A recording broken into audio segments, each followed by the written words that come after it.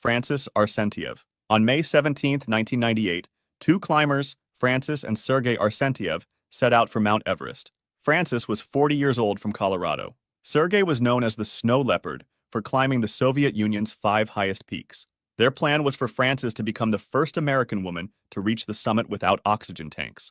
Mount Everest stands at 29,032 feet. At that height, there's only 1/3 of the oxygen you breathe at sea level. Francis and Sergei would climb without bottled oxygen, no radios, and no Sherpa support. Their 11-year-old son Paul had a nightmare the night before. Two climbers trapped on a mountain, unable to get down. Francis brushed off his fears. The climb was brutal. Without oxygen, every step above 26,000 feet felt like torture. On May 22nd, Francis reached the top at 2:30 p.m., but something was wrong. They had taken too long. The safe time to turn around was 2 p.m. Now it was getting dark, and they were in the death zone, the area above 26,000 feet where your body shuts down within hours. As night fell, the couple got separated coming down. Sergei made it back to camp. Francis didn't show up. When morning came, Sergei grabbed oxygen bottles and climbed back up to find her. Then he disappeared too. On May 24th, British climber Ian Woodall saw something in the snow. A person in purple clothes, lying still 1148 feet below the summit. It was Francis. She'd been lying there for 24 hours in minus 40 degrees Celsius and 70 miles per hour winds. The cold had messed with her brain, making her think she was burning up. She had stripped down to her underwear. Her hands and feet were black from frostbite. Ian tried to put clothes back on her, but her muscles had gone completely stiff. Her arms and legs wouldn't bend.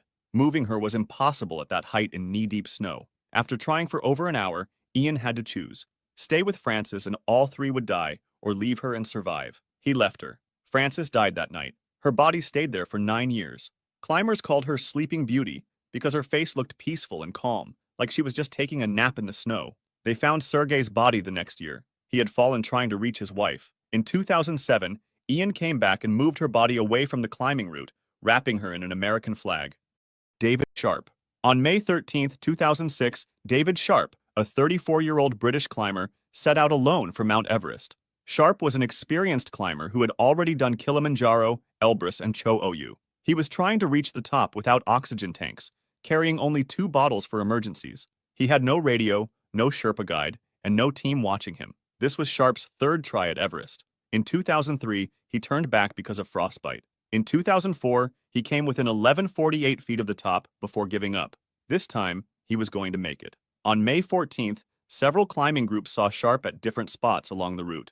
Nobody knows if he reached the top. What we know is that on his way down, he took shelter in Green Boots Cave, a rocky spot at 27,890 feet, where another climber's body had been lying since 1996. Sharp was freezing and exhausted.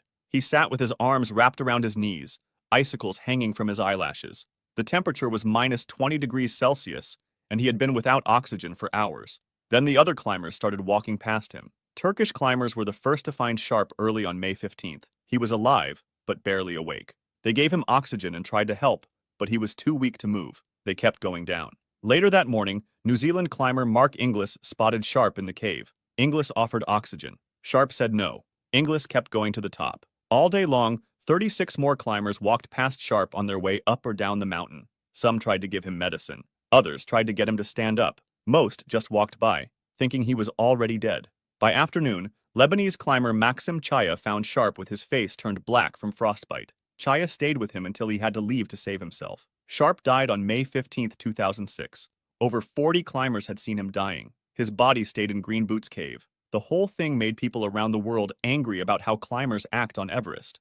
Even Sir Edmund Hillary, the first person to climb Everest in 1953, said the climbers who left Sharp were wrong. Perhaps the hardest part of Sharp's death is that so many saw the danger and walked by. And in our own lives, we often ignore risks too, like our personal data being exposed online. I realized this when I Googled Schmatz. On October 1st, 1979, Hannelore Schmatz and her husband Gerhard went to climb Mount Everest as part of a German group. Hannelore was 39 years old and had climbed big mountains around the world with her husband. They both wanted to reach the top. Gerhard made it to the top on October 1st and got back down safely. He told Hannelore that the weather was getting bad and she should wait, but Hannelore said no. On October 2nd, Hannelore started climbing to the top with American climber Ray Janae and several Sherpas.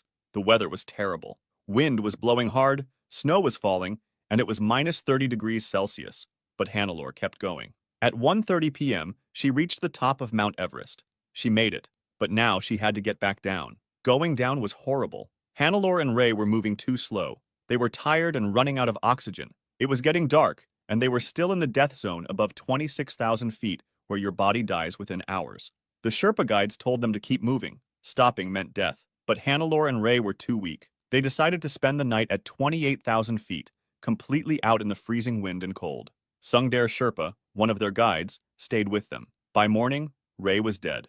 The cold had killed him during the night. Hannelore was barely alive. With Sundar's help, she tried to walk down. They made it just 330 feet before she fell down, only 328 feet above the safety of Camp 4. Her last words were asking for water before she died. Sungdare had to leave her body and keep going down alone. He lived, but lost most of his fingers and toes to frostbite. Hannelore's body stayed right where she fell. For years, she became a landmark on the climbing route. Climbers said she sat upright against her backpack, her eyes open, her hair blowing in the wind. She looked like a ghost watching everyone who walked by. In 1984, a big storm finally blew her body away, carrying her down the mountain where she disappeared forever. Hannelore Schmatz became the first woman to die on Mount Everest. Rob Hall. On May 10, 1996, Rob Hall, a 35-year-old guide from New Zealand, led his team toward the top of Mount Everest. Hall was one of the best guides on the mountain, having made it to the top 4 times before. His client that day was Doug Hansen, a 46-year-old mailman from Seattle who had tried to reach the summit the year before, but failed. Hall's group was part of a busy day on Everest. Another team, Mountain Madness, led by American guide Scott Fisher, was also trying to reach the summit. Both teams were charging clients $65,000 each for the chance to stand on top of the world. The climb started before sunrise, but problems began early. Safety ropes weren't set up at the Hillary Step, a narrow part just below the summit.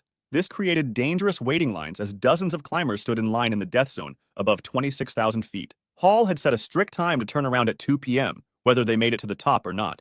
But as the day went on, that time came and went. Hansen was having trouble, moving slowly and using up oxygen fast. At 4 p.m., way past the safe time, Hansen finally reached the summit. Hall stayed with him, refusing to leave his client behind. But now they had to get down in the dark, and the weather was getting bad. Then, disaster struck. A huge storm hit the mountain. Winds reached 70 miles per hour, temperatures dropped to minus 40 degrees Celsius, and they couldn't see anything. Climbers got lost in the storm just hundreds of feet from safety. Hansen ran out of oxygen near the south summit and couldn't go any further. Hall tried to help him down, but Hansen was too weak to move. Both men got trapped by the storm at 28,700 feet. Hall called base camp on his radio all night, his voice getting weaker each time. He was slowly freezing to death, but wouldn't leave Hansen. Other guides tried to reach them, but the weather was too dangerous.